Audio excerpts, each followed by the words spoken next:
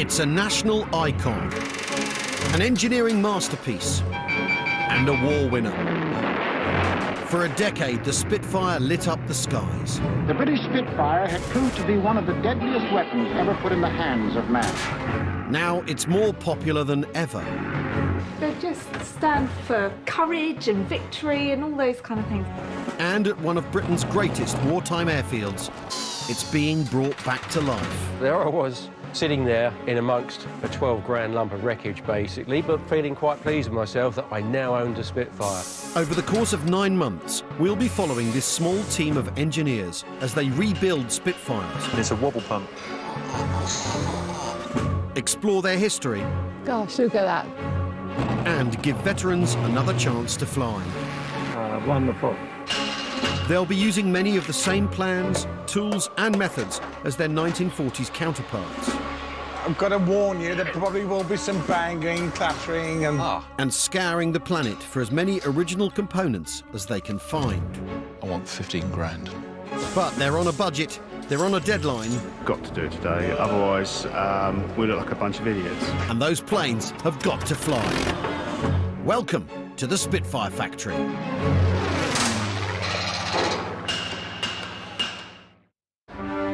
This time, at the Spitfire factory, construction begins in earnest on a very special restoration project.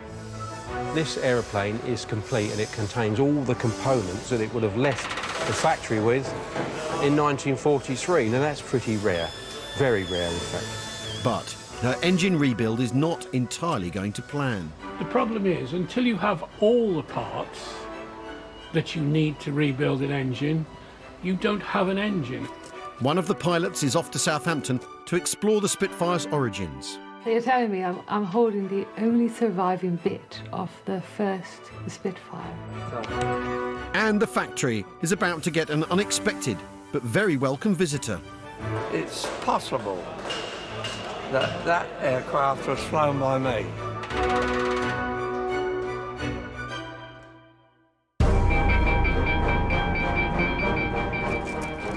In the summer of 1940, a legend was created. As Britain's pilots and ground crew risked their lives to defend the country, one aircraft above all others came to symbolise victory. An extraordinary achievement of design and engineering, loved by both pilots and public. 80 years later, more Spitfires are flying than almost any other World War II aircraft. And those that can afford to will pay millions to own one.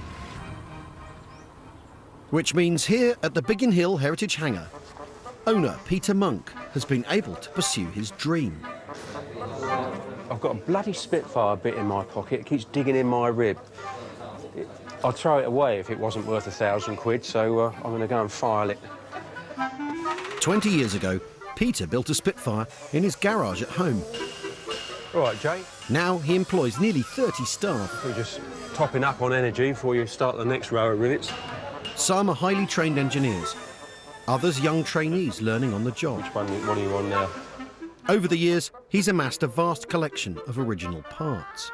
I've got something here which is a canopy jettison ball. It's an original part. What Peter doesn't know about Spitfire parts isn't worth knowing, including their value.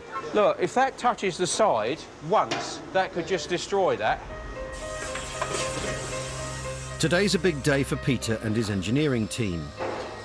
They're planning a big step forward for their most important build of the year. A 1943 Mark IX Spitfire that Peter has promised to restore and get back in the air within the next 9 months. MJ755 is the last survivor of over 250 that was sold post-war to the Greek Air Force. It fought in the Greek Civil War and last flew in 1953. After decades sitting in a museum, the funds were raised to ship it back to Britain for restoration to flying condition. Peter's team has spent months stripping it down and evaluating every single component. In any restoration, he wants to use as many original parts as possible. And this one is proving a bit of a goldmine. This is a nice piece. This is the unrestored throttle quadrant. The engine keeps you in the air and this is what you control it with. And the beauty of it is, it's 100% complete. There's nothing missing. These are nice original components. These are the rudder pedals. You know, this wear dates back to service during the war with the Royal Air Force. This is the ultimate part of any aircraft, given a known history, is the control column, the control stick. So the pilot's hand would be on here. The top part of the button is for firing the cannons. The lower part for the machine gun. We push the centre and it lets everything go at once. This aeroplane is complete and it contains all the components that it would have left the factory with in 1943. Now that's pretty rare. Very rare, in fact. Over the coming months, 7,000 parts will be reassembled one by one. Over a dozen engineers will be involved, including specialists, experienced restorers and trainees. This painstaking process will require thousands of hours of labour and cost about £2 million. Peter will need to send regular updates to the charitable trust in Greece that is funding the restoration. Each month I send photographs and a description of exactly where we are, and obviously a comparison where it should be on the project plan. Today, Peter's hoping to tick off stage 1 of that project plan. So far, the main fuselage has been assembled in a jig, rather like scaffolding on a building. The dimensions are all within a few thousandths of an inch, which without the jig, that wouldn't be possible. So the wings wouldn't fit. There would be so many errors within the aircraft. It's very likely to still fly, but not handle as well as it was designed to do. Now it's time to take it out. From the start to the process of reconstructing the fuselage, it progresses very quickly. Then it gets to a stage where it starts to slow up because it's in the jig. The jig actually hinders the progress. The design of the fuselage was one of the Spitfire's great innovations.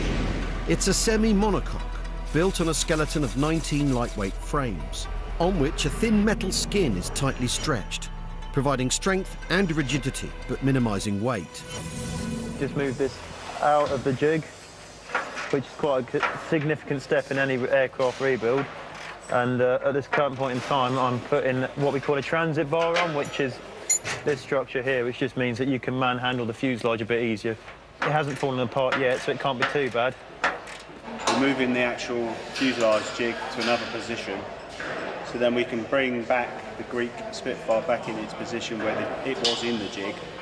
So then we can finish off all the rivets that we couldn't get to it whilst it was in the jig. With so many aircraft in different stages of repair, moving anything around the hangar is a challenge. And you don't want to be crashing this half-ton beast. I think we should put an engine on it so I can take it to the shops and do a bit of shopping. Gently does it, boys.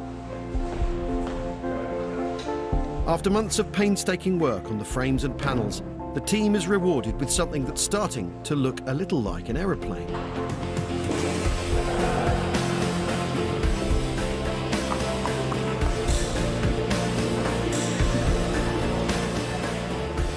It's a morale booster for the guys. They see all these little pieces that have been through the paint stripping and the bead blasting process, so it goes from the dirty stage of the job, which is right at the beginning. So now it's out, we can actually progress a lot more quickly. Well, now it's back in position, I can carry on working on it and get to all the bits that we couldn't get to when it was in the jig. The mood changes within the engineers that are working on it. They've become more excited, and obviously for the owner as well. They can actually start to see what they're paying for. 500 temporary fasteners can now be replaced with rivets, and work can begin on the internals. Within 2 months, we'll be almost at a stage of where we can't go any further without putting the wings on, and that'll be the next big leap for the project. There are now a little under 7,000 parts and about 70,000 rivets still to go. No problem.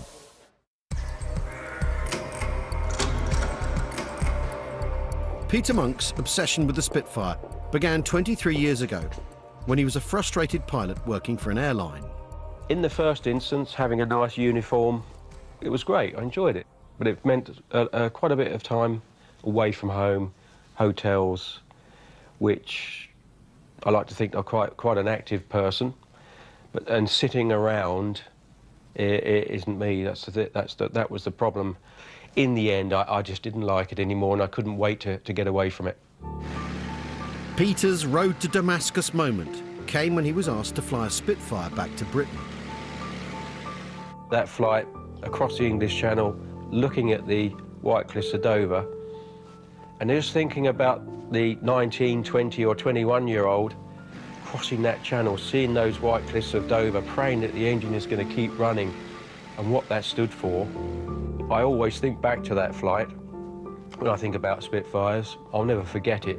I was in awe of that flight. I was in awe of the whole thing, that whole day. And it hadn't dawned on me at that time that this could never happen again. The only guarantee is to own one. So, in 1996, he cleared out his garage and bought the rusting remains of a Mark 9. Just look at this aircraft here. Can you imagine that 23 years ago, I collected it in a transit van? It was not a great deal of it. It was, what there was of it was recognisable, but just big enough to get into the back of a transit van. To the untrained eye, it probably would have looked like I was on my way to the scrapyard. But I can remember I put it on the patio at home and set it up, and rather jokingly, I put a kitchen chair where the seat would be, and I sat in it. So there I was, sitting there in amongst a 12 grand lump of wreckage, basically, but feeling quite pleased with myself that I now owned a Spitfire. From there, Peter's hardest challenge was not figuring out how to build his Spitfire, but finding all the parts to do it. So this rudder came from a Dutch car service station. It was hanging on their wall. The elevator, I was given the lead that there was an elevator hanging in the office of a laundrette in the Midlands, and they'd been there for over 20 years. But I managed to buy it from them. We were able to use every last bit of it. I had a call from some aviation enthusiasts who said that there is a propeller spinner in an antique shop in Sevenoaks, which is 10 miles away. I just didn't believe it. I went along to the antique shop. Sure enough, there it was, painted bright red. It was being used as an RAF Association collection box. The only disappointing thing is when I removed all the wooden structure, there was no money in it. It took 10 years to restore it, so it first flew in December 2005.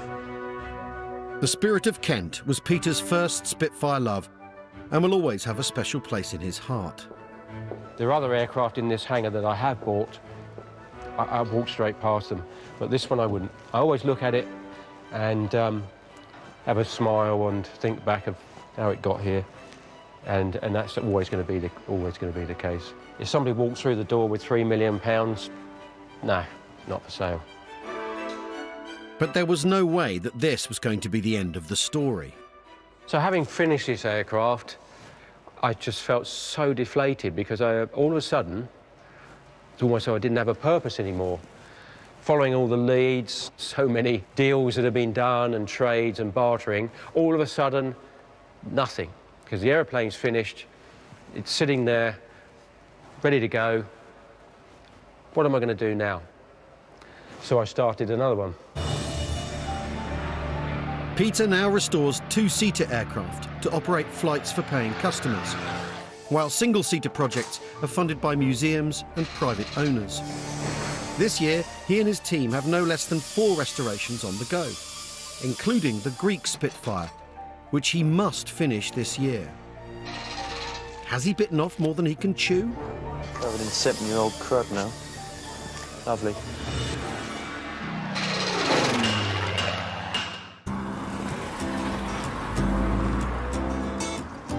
The Spitfire factory needs nearly 30 staff and associates to keep the business running.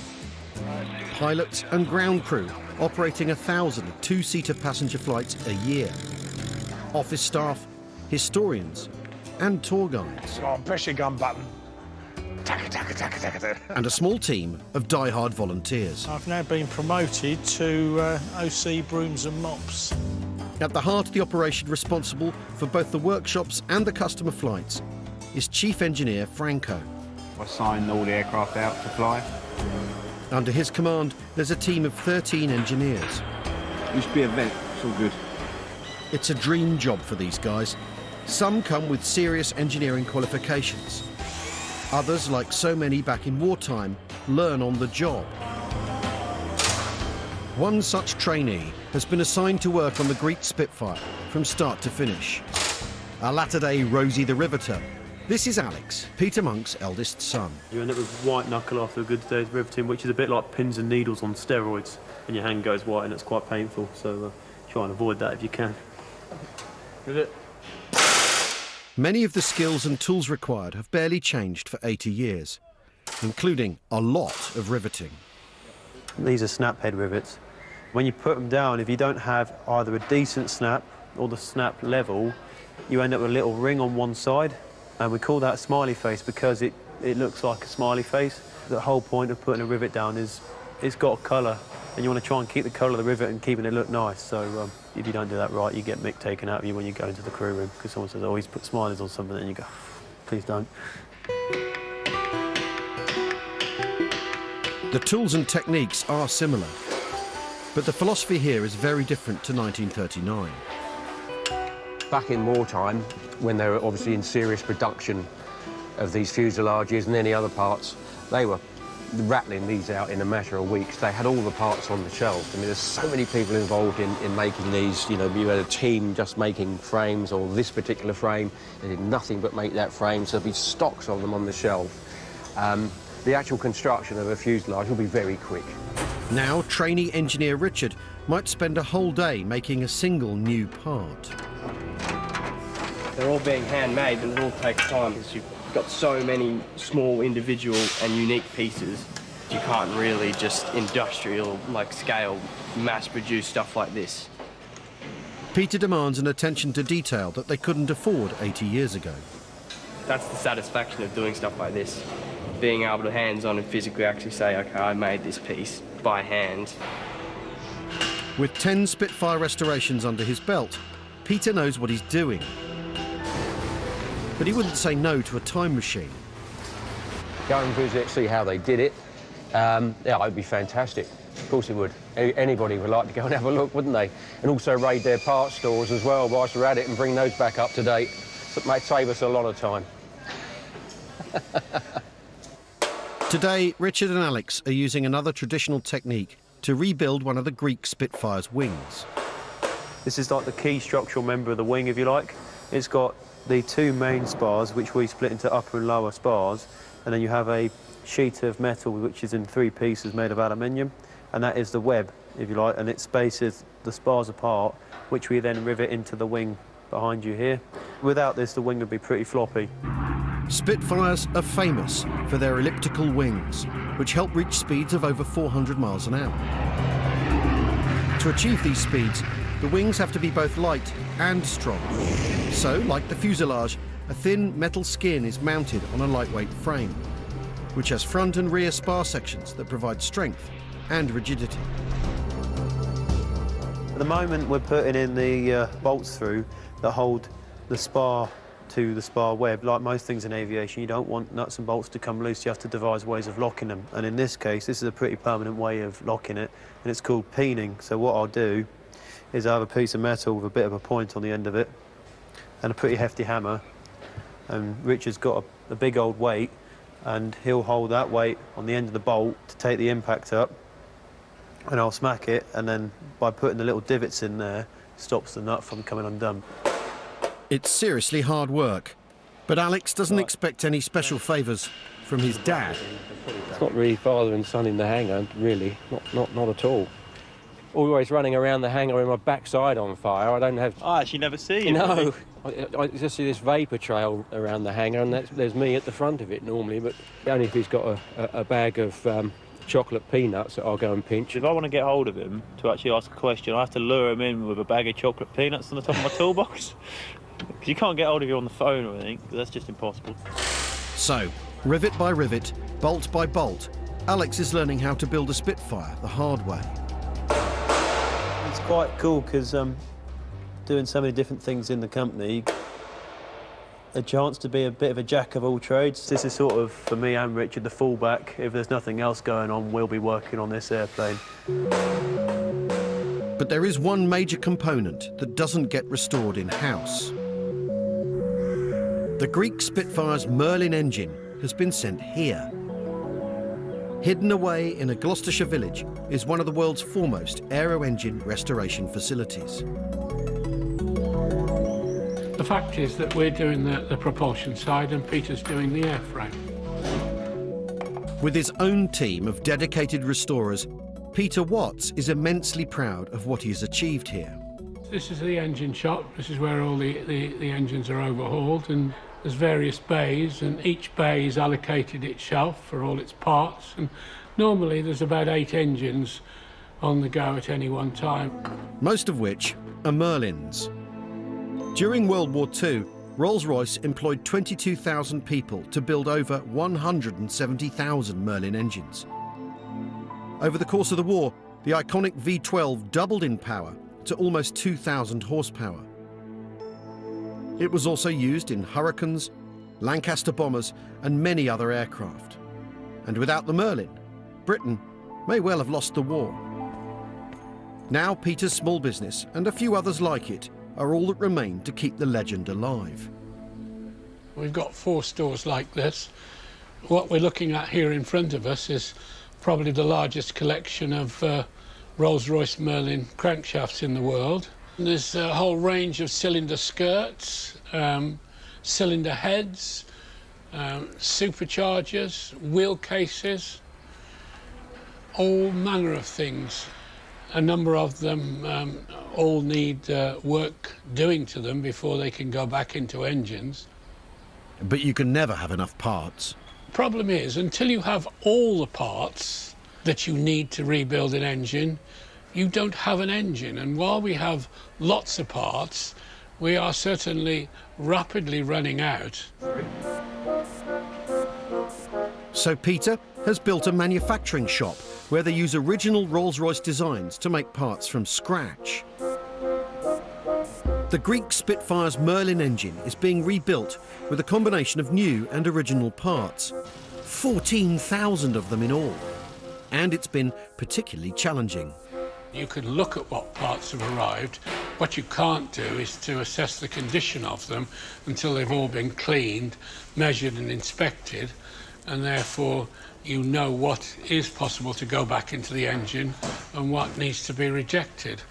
A little bit more buggering about than the normal overhaul. Peter estimates the rebuild will take around 2,000 hours of work in total. And the clock's ticking. The engine needs to be ready to test in just a couple of months' time.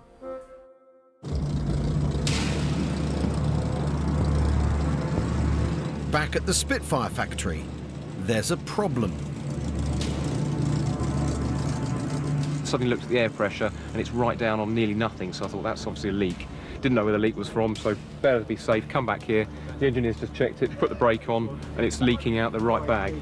When one of the 2-seaters is grounded, it's all hands on deck, and restorations must take a back seat.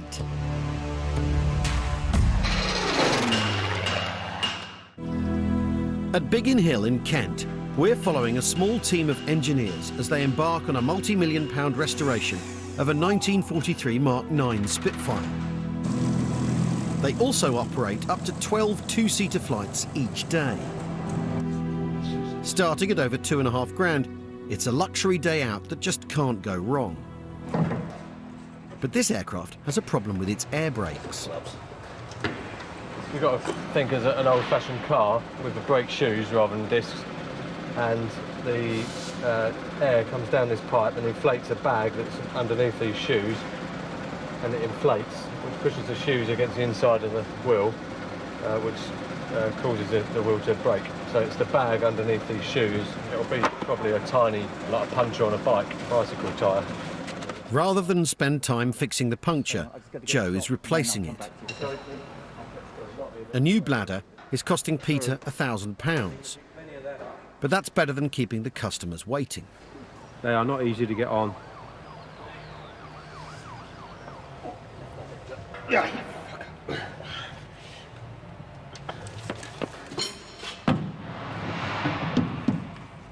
It's on and ready to test. Yeah, just gently. Any telltale hissing? Yeah, lovely. It's good news for the next customer, who's been waiting patiently for his trip of a lifetime. It all went to plan. Now I've just got to deal with the paperwork. They operate 1,000 of these flights a year.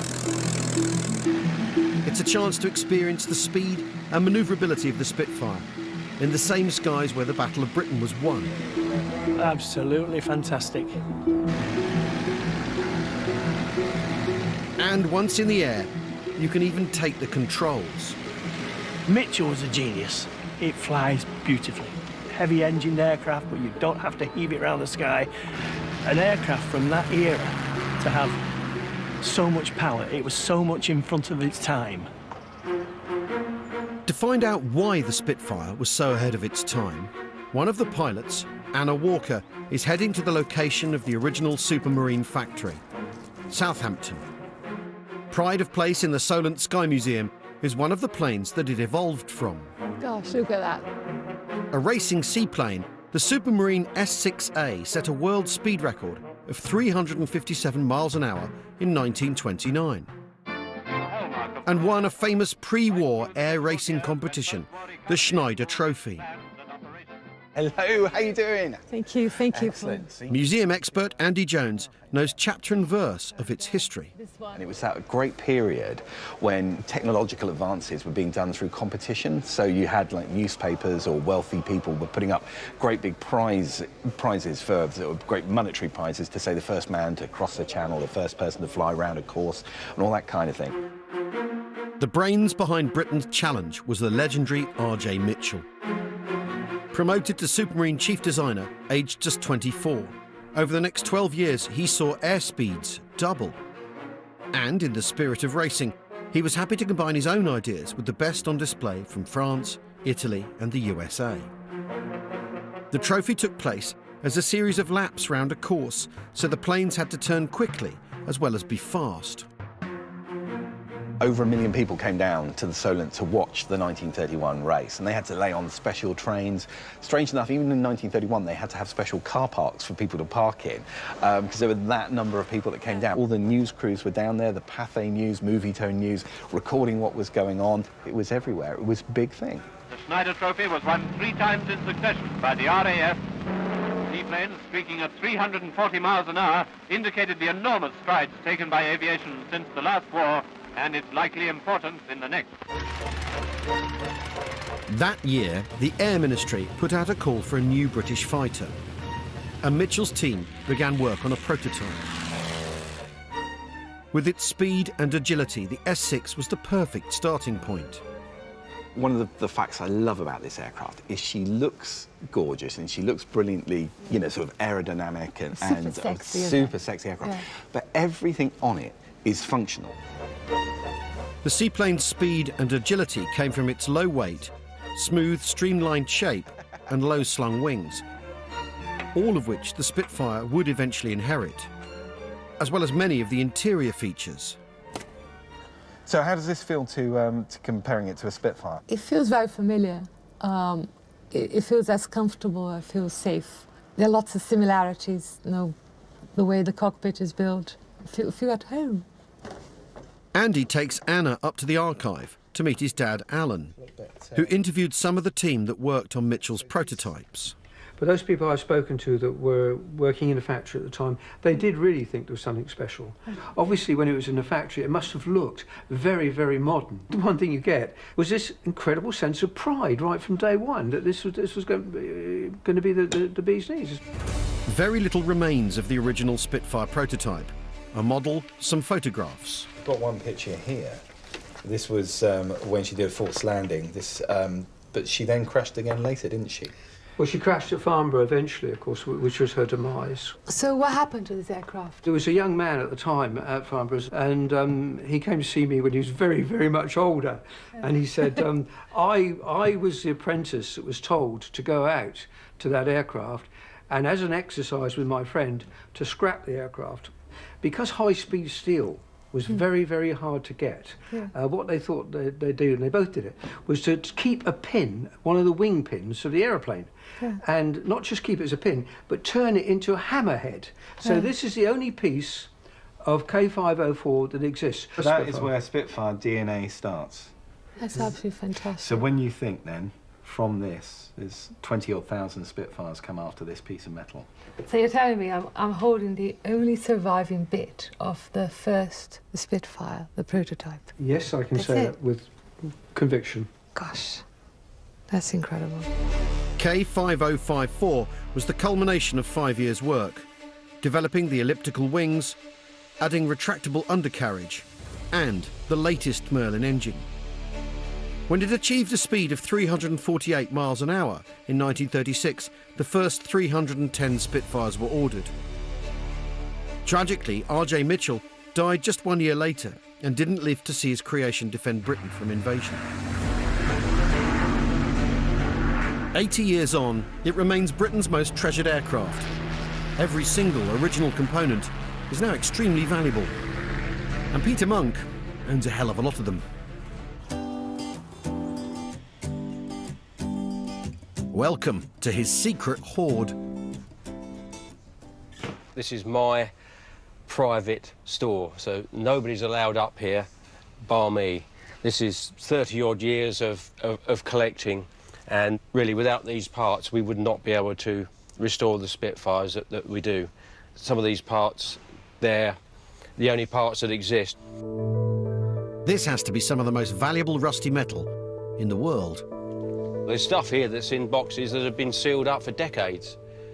This stuff is very valuable. Some of the least valuable things that we have here, these high gas primers used for starting the engine. You know, the cheapest version of this is approaching 300 quid now, and I probably got 30, maybe 40 of them.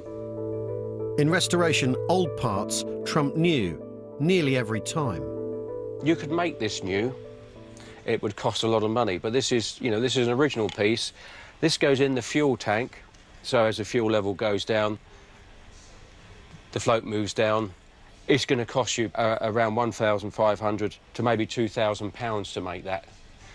If you were to find an original one, you might pay 500 pounds for it, but then you've got to overhaul it.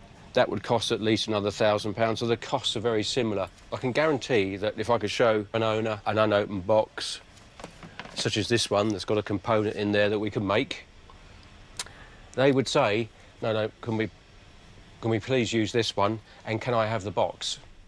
The rarer the parts, the more valuable they become. This is my favourite collection in this store. Now, I can lift one of these up, they're very heavy. So that's a complete undercarriage leg in its entirety. Very good condition, this one. I would suggest there's £250,000 worth of undercarriage legs. Peter's collection should keep him in parts well beyond the current Greek Spitfire project. I think we're good for another 10 Spitfires if we really wanted to, or even more. I consider this storeroom to be priceless because I can't replace it. If I was to sell everything and put a figure on it, even if it was hundreds of thousands or even millions, then what could I do with the money? So I'd sooner have something that I get a lot of enjoyment out of and seeing other people get enjoyment out of than live in a bloody great house. You can't fly a mansion. How boring's that? You only sleep in it, don't you? So Spitfire, it's no comparison really.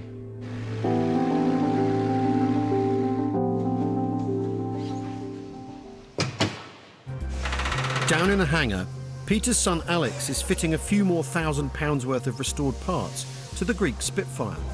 What I'm doing now is I am bolting in the tail strut, so the tail wheel will sit about here where my chest is, and then this pivots like that. The tail section of a Spitfire is assembled separately. Before it can be attached, the tail wheel strut and its damper must be installed. They won't be accessible when it's all bolted together. I've been here for a while now doing this, and it's rather uncomfy and it looks a bit intimate really, if I'm honest, but you know, it is what it is. This is a critical for us for getting it mobile. With the tail on, we can put the tail wheel assembly on, which will make the fuselage mobile because we're preparing to take it round to the paint shop. Enter the holder uppers. I want to attack it with a death wheel. Wartime workshops employed hundreds of unskilled workers, mainly women, to hold bits in place for the riveters. Come on, boys, they're missing. Let's get the lid on there. Yeah. Alex gets some burly blokes instead. Right, drop it down at the back. Hello. Thanks to the precision of the jig work, this should line up. Mind your fingers. It's hard to imagine thousands of planes being built this way during the war. That one's pierced. Actually, go on. Yep. You're right. Finally, it's in position. And Richard gets the job of putting in the bolts. From the inside. You got any at the top yet? There's no other way you can bolt this up other than having someone in there putting the bolts through one at a time and bolting it together. Can you get a couple of TBA ones up high? Luckily, at the moment, all the wires and cabling aren't installed, but it's still very challenging, and only really sort of quite skinny people can really actually do this. That's the reason why I'm doing it. What happens is when you get your Australian and you put them in a confined space, it tends to make them a bit unhappy. There you go, you can have my finest Allura 2BA spanner.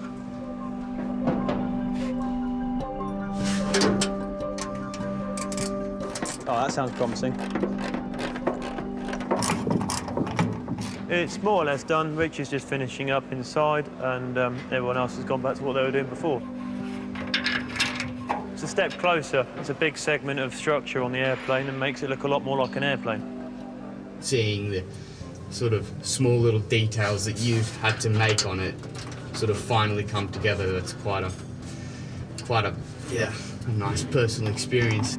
Another piece of the Greek Spitfire jigsaw is in place, but more parts are needed. Peter needs to go shopping.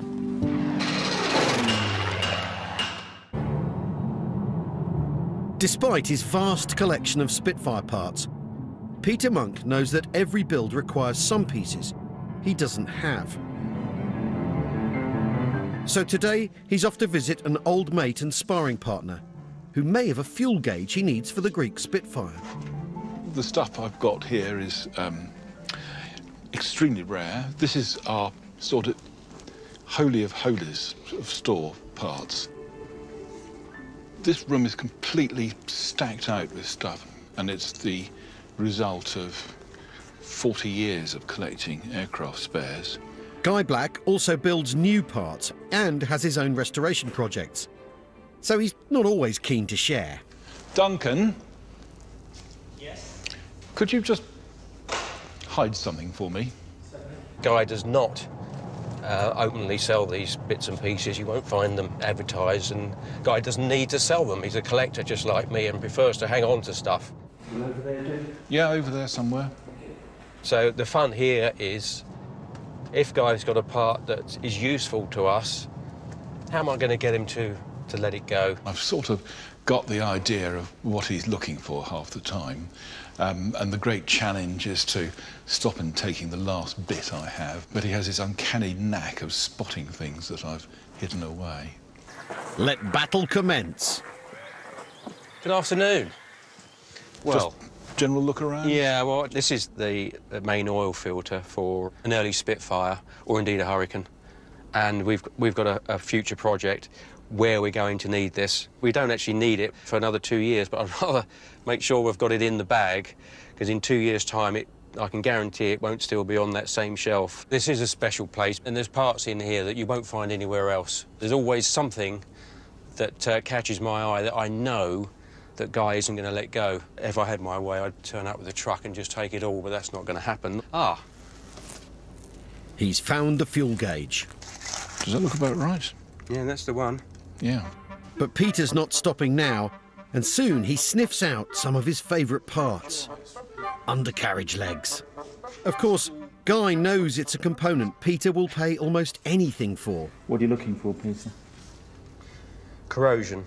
But these are very good. They look very shiny inside. I want 15 grand.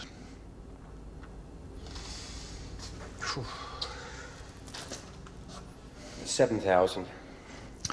I'll show you something else. Time to get down to business. You've got 2,500 on there. Yeah. 1,500 would be better, wouldn't it? Oh, golly. No, that hurts. No. Go on, 1,750. 2,000. Go on. What would you value this at, Guy? Well, they're on our website at, is it 3.5? No, never, surely. Peter's must-have part for the Greek Spitfire is the fuel gauge. Well, I valued the fuel gauge at 375 quid. Guy's valued it at 1,500. All instruments during the war were fitted with luminous dials so they could be seen in the dark. By me demonstrating to Peter that it's still irradiated with this material confirms that it is an original item and not a replica. The expensive bits. So, what's the final bill? £400 for the fuel gauge and just over 15,000 for everything else. What you're trying to do is present to someone an aircraft with the highest amount of original material possible in it, so you can say, and it's not a replica. That's it. It's not always about just money. It's about knowing it's going to be used properly in the right aeroplane for the right reasons. All right, Peter. And, yeah, see you next time. Yeah, I'll start saving up. The two friends decide to call it a draw. Back at the hangar, there's been a steady stream of visitors all day. But when a veteran stops by, they're always treated like royalty. 96-year-old World War II bomber pilot George Dunn flew Spitfires after the war. And he's heard about the Greek Spitfire restoration. This is MJ 755. It says here that in February 1947, MJ 755 was taken on charge by the Greek Air Force. Well, in February 1947, I was testing Spitfires to go over to the Greek Air Force, so it's possible that that aircraft was flown by me. Of course, it doesn't quite look how George would have remembered it. Hello there. Nice to meet you. Yeah. Do you want a seat or anything, or are you right? No, I'm okay. It's possible that I may have flown this aircraft. I was testing Spitfires out in Egypt at Ismailia. Yeah. In 47. Okay. And we were testing them. Okay. And then we would fly them about 10 at a time with a Lancaster Escort over to Athens, refuelling at Cyprus. So I'm going to check my logbook. I've got it with me to see whether this will be one of those that I originally flew. It's a bit of a needle in the haystack, but you never know, though. It's possible. Oh, that'd be lovely. If that was if that did, I'd probably make my day in the rest of the week and probably the year. Yeah. Especially to meet someone that potentially could have flown the aircraft and put them back together. It'd be lovely. Can't believe that you're only a year off. You and me both. George has brought his wartime logbook to show Spitfire factory historian Robin Brooks. That's when I got to 132MU. Right. The logbook details every flight with aircraft numbers, dates and times. Could the Greek Spitfire be there? MA 751. Yeah. Right. Yeah. That's an MJ, that one over there. Yeah. An MK, MJ 624. Close, not close enough. Very close. But there's more. There's a whole page here with Right. Okay, don't worry, there we are. MJ 755. We got it.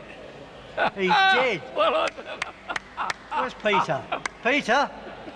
Good Lord, we've got the aircraft that George flew over there. I would not have believed that. It's a chance in a million. Word spreads fast around the hangar. There, it's a 755. Yeah. MJ 755. Bloody hell. How about that? And this boy's rebuilding it. That's Alex's day, week and year well and truly made. And George is the new Spitfire factory hero. Who would have believed it is in our hangar here? And we have the very gentleman who flew it. Unbelievable.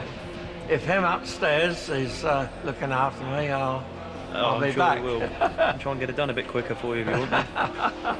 Okay. It's a tradition for veterans to sign the inside of the cockpit door. And it's extra special when George actually flew the plane. Thank you very much. That's made my day, that has. Mine. 24,000 Spitfires built, thousands of Spitfire pilots. What's left? Handful of Spitfire pilots left, and a handful of Spitfires. And fortunately, today we're able to bring two back together again. I'm hoping to see it wheeled out and shake hands with the person that's going to fly it, and just look at it soaring up into the sky. The Greek Spitfire has got a long way to go, but a few months from now, everyone is hoping that George will be here to see her fly. Next time, the race is on to get the Greek Spitfire ready for its first visit to the paint shop. And so far so good, it's actually pretty smooth. Historian Robin holds a special veterans event for the 75th anniversary of D-Day. I think it's very important that we can gather these people together and get their stories while we can. And the monks head off on their summer holidays, as only they know how. It is a pilgrimage.